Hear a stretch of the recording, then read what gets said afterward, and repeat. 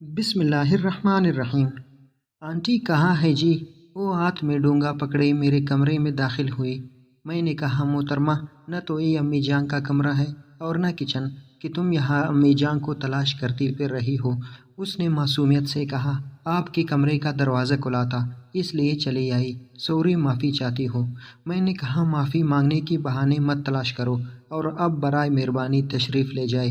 میں اسے ذلیل کرنے کا کوئی موقع ہاتھ سے جانے نہیں دیتا تھا۔ وہ سر جھکائے باہر نکل گئی۔ وہ ہماری پڑوسی انکل حسن مجید کی بڑی بیٹی تھی۔ اس کی نام سائرہ تھا۔ مجھ سے محبت کے دعوے دار تھی اور کبھی اظہار کی جرأت نہیں کر پائی تھی۔ مجھے بھی پسند تھی مگر جانے کیوں اسے ستانے میں مزہ آتا تھا۔ اس کے ہر کام میں کیڑے نکلنا، اسے ہر وقت طنز و تشنیع کا نشانہ بنانا، مگر وہ بھی عجیب مٹی کی بنی تھی کہ میری ہر خواہش پر تمنا، ہر بات پر عمل پیرا ہونا اپنا مذہب سمجھتی۔ میں نے چھوٹی بہن جمیلہ کے گلابی لباس پر طنز کیا، جمیلہ یہ کیا واہیات کلر پہنا ہوا ہے، عورتوں کو صرف کالا لباس جچتا ہے، سمجھے؟ جمیلہ کہاں چپ رہنے والی تھی، جٹ بولی، بھیا یہ روب اپنے ہونے والے جورو پر جھاڑنا، میرا جو جی چاہے گا پہنوں گی۔ وہ جمیلہ کی گہری سہیلی تھی اور اس وقت میں جمیلہ کے پاس بیٹھی تھی، زرد رنگ کے لباس میں سرسوں کی پھول کی مانند کھلی ہوئی سورج مکھی کی پھول کی جڑواں بہن لگ رہی تھی۔ میری بات پر تبصرے کیے بغیر خاموش بیٹھی رہی، یوں لگ رہا تھا جیسے اس سے کوئی گناہ سرزد ہوا ہو۔ شام کو جب وہ جمیلہ سے ملنے آئی تو کالے لباس میں تھی اور اس کے بعد میں نے اسے ہمیشہ کالے لباس میں ہی دیکھا۔ میں نے ماں سے بولا، امی جان کبھی کسٹرڈ بھی بنے گا اس گھر میں؟ کھانے کے بعد میں نے حسب عادت واویلا کیا۔ امی جان نے سخت لہجے میں کہا، اے لڑکے، باولا ہوا ہے کیا؟ رات میٹھے میں کسٹرڈ ہی تو بنا تھا، اتنی جلدی بھول گیا؟ حالانکہ وہ نہیں جانتی تھی کہ یہ میں کسے سنا رہا ہوں۔ سائرہ اس وقت جمیلہ کے کمرے میں موجود تھی اور ناممکن تھا کہ اس نے میری باتوں پر کان نہ دھرے ہوں۔ دن کو بھی بن جاتا تو کیا ہم غریب ہو جاتی؟ میری تکرار جاری رہی۔ امی جان بڑبڑاتے ہوئے کچن میں گھس گئی، یہ کبھی نہیں سدھرے گا۔ شام کو کسٹرڈ کا ڈونگا امی جان کے حوالے کرتے ہوئے وہ کہہ رہی تھی، آنٹی آج امی جان نے کسٹرڈ بنایا اور کہا میری بہن کو بھی دے آؤ۔ شکریہ بیٹی، ادھر فریج میں رکھ دو، میں خود بنانے لگی تھی۔ ثاقب کی ضد ہوتی ہے روزانہ، کبھی بنانا یاد رہتا ہے، کبھی بھول جاتا ہے، اور جس دن بھول جائے آسمان سر پر اٹھا لیتا ہے۔ ڈونگا فریج میں رکھ کر وہ جمیلہ کے کمرے میں گھس گئی اور اس کے بعد ہر دوسرے دن انکل حسن کے گھر میں کسٹرڈ بننے لگا، جس سے ایک ڈونگا ہمارے گھر بھی لازماً آتا۔ دونوں گھروں کے تعلقات اتنے اچھے تھے کہ اس بات کو امی جان یا ہمارے گھر کی کسی دوسرے فرد نے اہمیت نہیں دی تھی۔ زہر لگتی ہے مجھے عورتوں کے ہاتھ پر مہندی۔ جمیلہ کو اپنی بانجی اقصیٰ کے ہاتھوں پر مہندی کی ڈیزائن بناتے دیکھ کر میں نے تبصرہ کرنے سے باز نہ آ سکا۔ اقصیٰ نے معصومیت سے پوچھا، کیوں ماموں؟ ابو جان تو کہتے ہیں عورتوں کے ہاتھوں پر مہندی اچھی لگتی ہے۔ بس مجھے اچھی نہیں لگتی گڑیا۔ یہ کہہ کر میں اپنے کمرے کی طرف بڑھ گیا۔ وہ بھی جمیلہ سے مہندی لگوانے کے لیے آئی تھی کیونکہ جمیلہ کو اس کام میں کافی مہارت حاصل تھی۔ میں جب لباس تبدیل کر کے باہر نکلا تو وہ بغیر مہندی لگوائے واپس جا رہی تھی۔ سائرہ تم کہاں چل دی؟ جمیلہ نے حیرانی سے پوچھا۔ مہندی نہیں لگوانی باجی، کل لگوا لوں گی، ابھی مجھے ایک کام یاد آ گیا ہے، کہہ کر وہ باہر نکل گئی اور پھر وہ کل کبھی نہ آ سکی۔ وہ یوں ہی کرتی، ہمیشہ میرے منہ سے نکلے الفاظ اس کے لیے حرف آخر ہوتے تھے اور میں نے کبھی بھی براہ راست اسے مخاطب نہیں کیا تھا، بس کسی بھی تیسرے بندے کی عادت لباس وغیرہ کو ٹوک دیتا اور وہ جھٹ اس پر عمل پیرا ہو جاتی۔ یہ سلسلہ چلتا رہا، وہ میری پسند کی سانچے میں ڈلتی گئی۔ میں نے لپسٹک پر ناک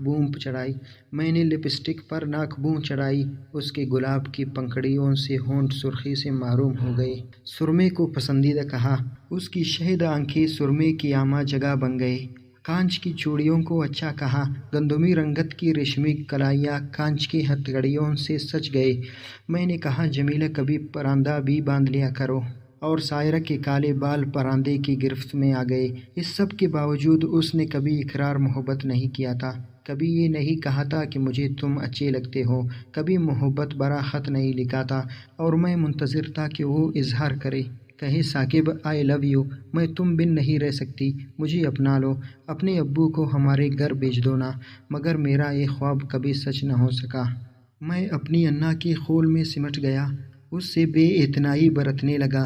وہ گھر آتی میں باہر نکل جاتا، وہ کسی سوال پوچھنے کے بہانے میرے قریب آتی اور میں اسے کہتا میرے پاس وقت نہیں ہے۔ ابو جان ہر ماہ کے آخر میں پوری فیملی کو پکنک کے لیے لے جاتی۔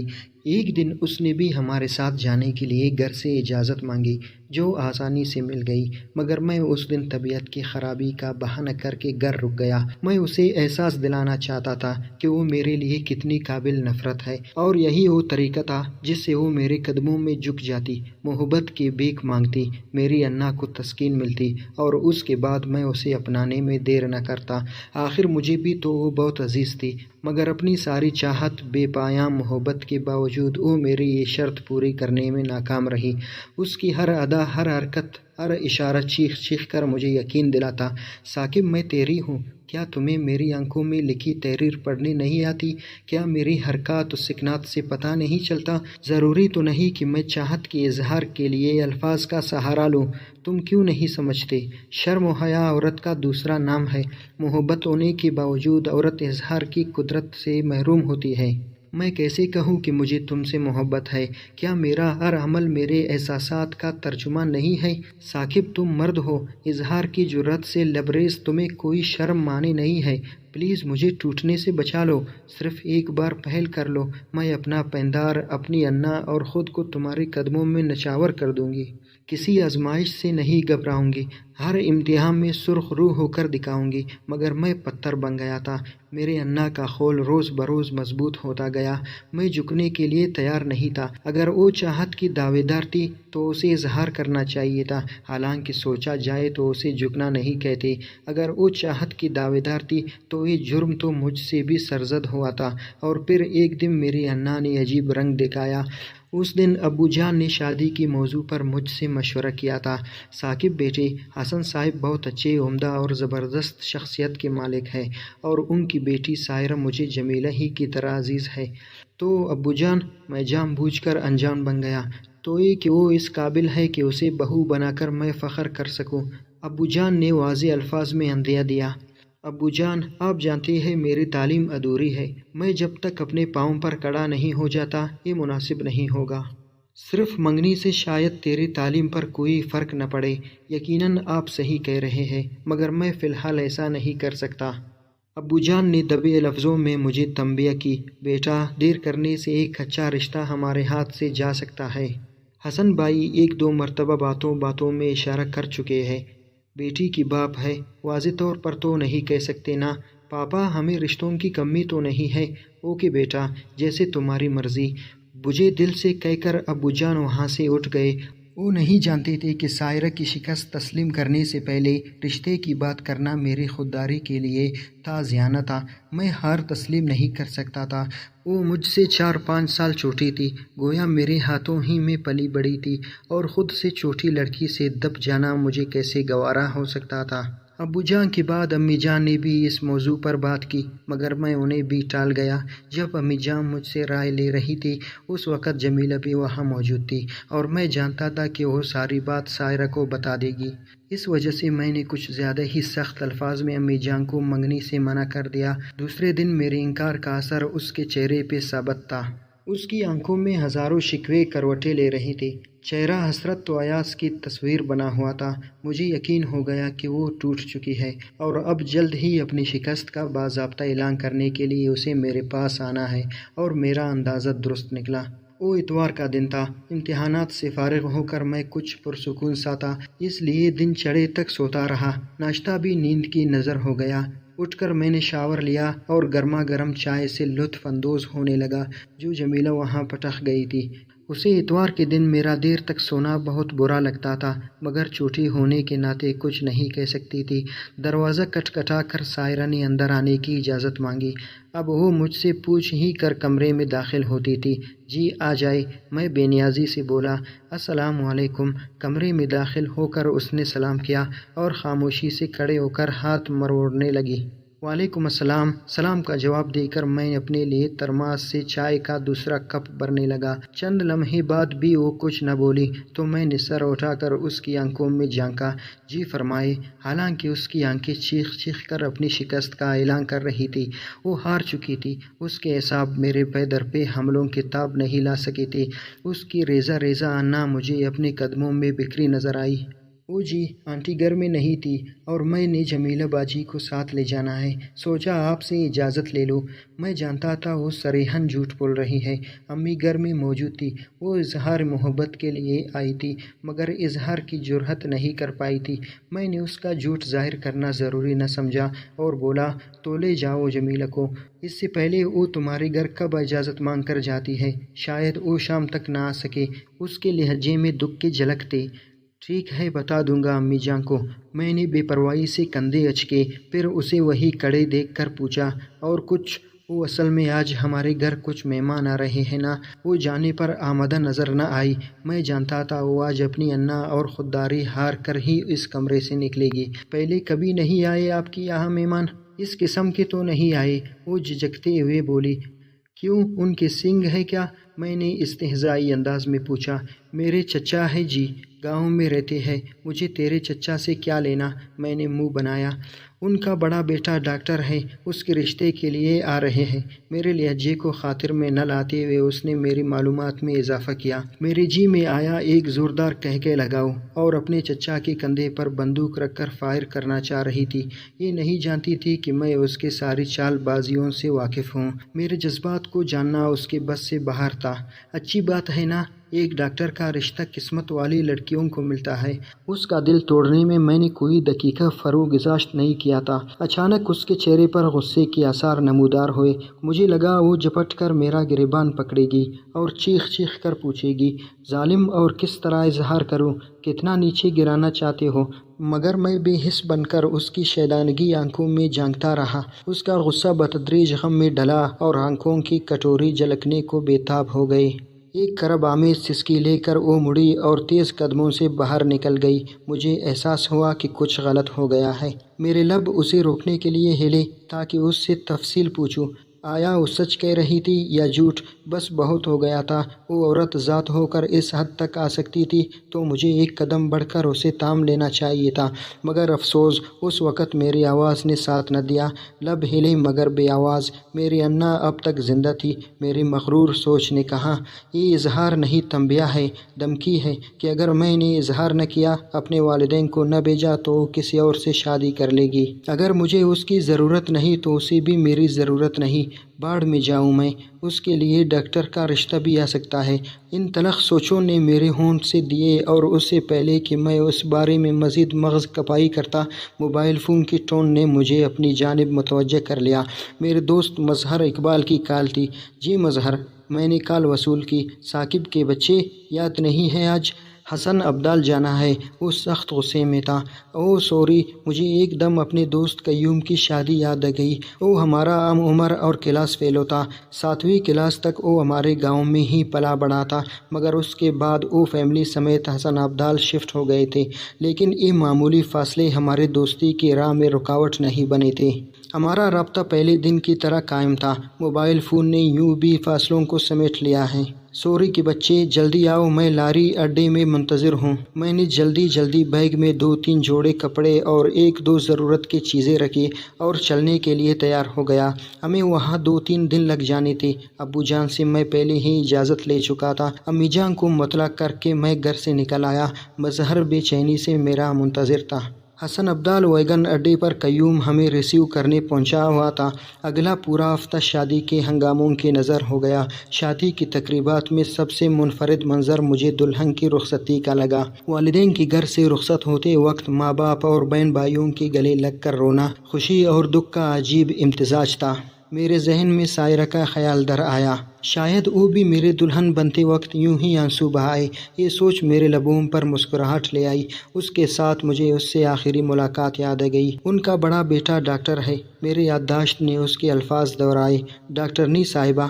ہاں یہی خطاب ٹھیک رہے گا شادی کے بعد۔ ناک میں دم نہ کر دیا ڈاکٹر کا نام لے لے کر تو میرا نام بھی ثاقب نہیں، اور پھر اسی دم میں نے فیصلہ کر لیا کہ جاتی ہی اسے اپنا آپ سونپ دوں گا، ساری شکایتوں کا مداوع کر دوں گا، پکنک اور آؤٹنگ پر لے جاؤں گا۔ اس سے زیادہ ایک حیا والی کو آزمانا مناسب نہیں تھا، اور یقیناً ابو جان اور امی جان نے بھی میرے فیصلے کو سراہا تھا۔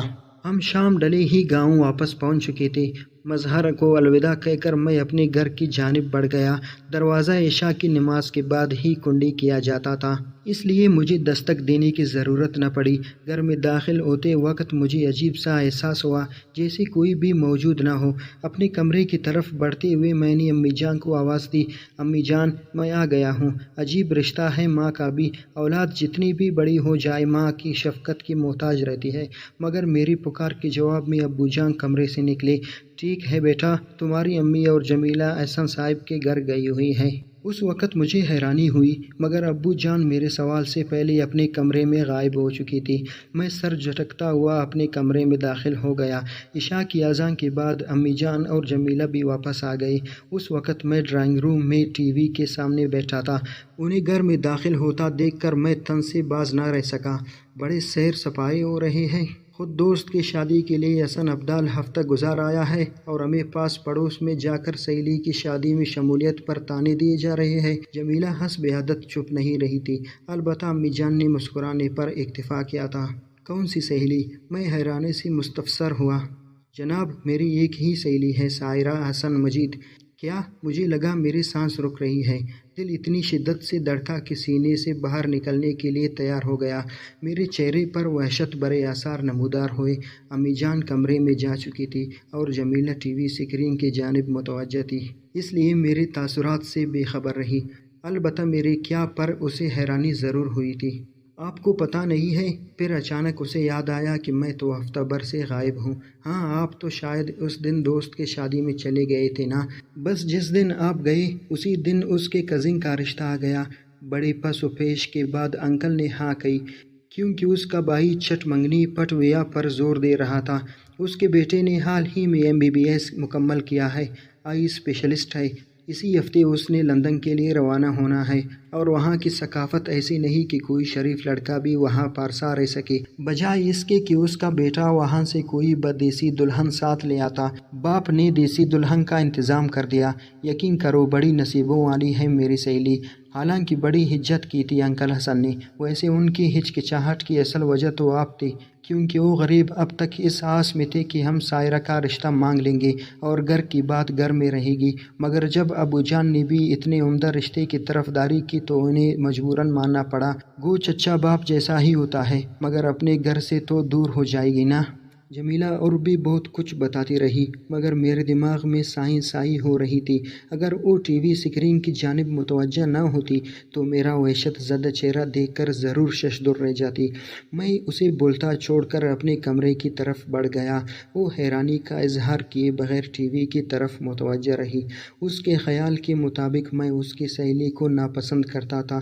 کمرے میں گھستے ہی ضبط کا لاؤ ٹوٹ پڑا، اور گرم سیال میرا چہرہ بھگونے لگا۔ میری ضد اور ہٹ درنی نے یہ دن دکھایا تھا۔ سائرہ، میں نے سسکی بھری، تمہارا ہاتھ میرے ہاتھ سے یوں چھوٹ جائے گا۔ اگر ہم کو خبر ہوتی اسے زنجیر کر لیتے۔